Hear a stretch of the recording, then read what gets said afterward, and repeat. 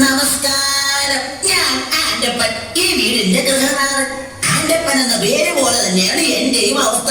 ഈ വീട്ടിലുള്ള എന്റെ കുരുത്തം കെട്ട മക്കൾ എവിടെ പോയി എന്തടഞ്ഞാറുണ്ടാക്കിയാലും അവരുടെ പേരിന്റെ കൂടെ ആൻഡ് അപ്പൻ എന്നുകൂടെ അങ്ങ് ചേർക്കും. അതായത് ആൻഡപ്പൻ എന്റെ പേര്. അതോടെ ഞാനും ഇടഞ്ഞേറലാവും.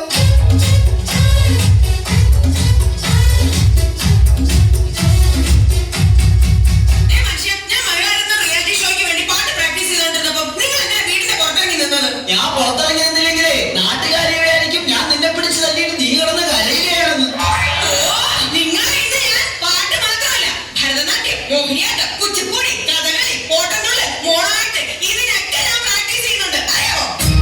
ഇതാണ് ആൻഡപ്പന്റെ ഭാര്യ റോസിക്കുട്ടി. റിയാലിറ്റി ഷോയിൽ പങ്കെടുത്ത് താരമാകാൻ അരയും തലയും മുറുക്കി ഒരുങ്ങിയിരിക്കുകയാണ്.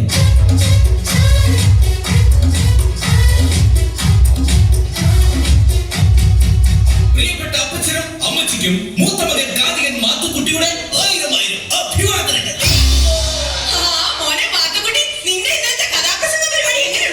അതൊരു കഥയാണ് അമ്മച്ചി. റിയാലിറ്റി ഷോയിലൂടെ ശ്രദ്ധേയരായിക്കൊണ്ടിരിക്കുന്ന എന്റെ കഥാപ്രസംഗം കേൾക്കാൻ ഇന്നലെ ഒറ്റൊരുത്തൻ പോലും വന്നില്ല. അയ്യോ, അതെന്താ? ഞാനാണ് കഥാപ്രസംഗം അവതരിപ്പിക്കാൻ വരുന്നതെന്ന് ആ കമ്മിറ്റിക്കാർ പരസ്യം ചെയ്തില്ലാതെ. അവരെ പരസ്യം ചെയ്തില്ലെങ്കിലും നീ വരുന്ന വിവരം എങ്ങനെയോ ലീക്കായിട്ടുണ്ട്. അതായിരിക്കും ആരും വരാത്തത്. കണ്ടല്ലോ, ഇതാണ് ആൻഡപ്പന്റെ മൂത്ത മകൻ കാതികൻ മാത്തുക്കുട്ടി. ഈ കുടുംബത്തിലെ മറ്റൊരു റിയാലിറ്റി താരം.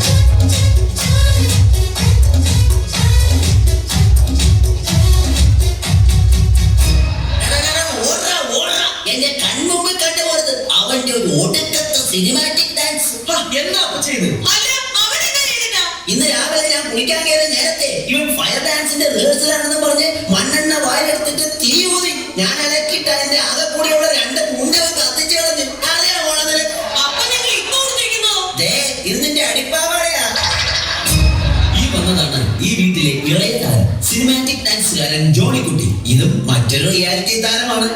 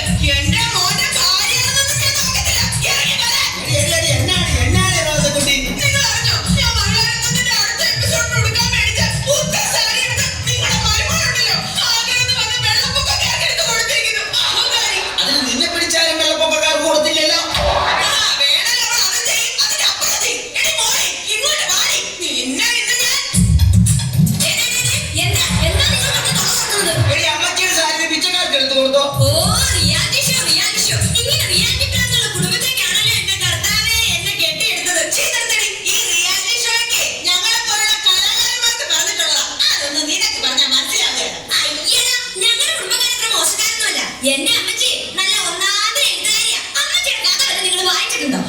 പിന്നെ അതിപ്പോ എന്താ വായിക്കാനാ? നിന്റെ തള്ളയുടെ കഥ നാട്ടിൽ മൊത്തം പാട്ടല്ലേ. എന്താ പറഞ്ഞത്? നീ പോയി അവിടുന്ന്. എന്നെ പറഞ്ഞല്ലോ. നിന്നെ പറഞ്ഞാൽ നീ എന്ത് ചെയ്യണേ? കുറെ നാളായി നിന്നെ സഹിക്കാൻ തുടങ്ങിയിട്ട്.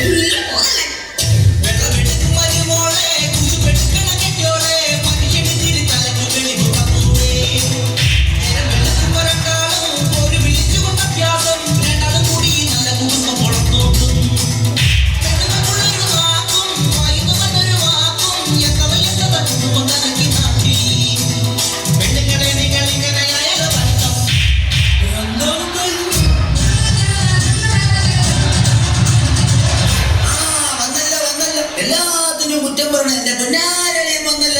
എന്തായാലും പെങ്ങളെ മോളെ തല്ലുന്നത് അപ്പനായാലും ഭർത്താവായാലും ഒരു താളം പോകുന്നൊക്കെ വേണ്ടേ?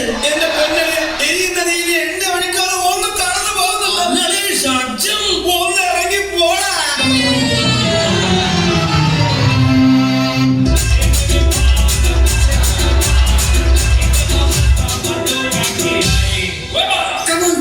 റിയാലിറ്റി ഷോയിലെ സൂപ്പർ താരമായ എന്റെ കൂടെ ഡാൻസ് പഠിക്കാൻ പറ്റിയത് നിങ്ങളുടെ ജീവിതത്തിലെ ഒരു ഭാഗ്യം മാത്രമായിട്ട് കരുതിയാൽ മതി. ആദ്യമായി നമുക്ക്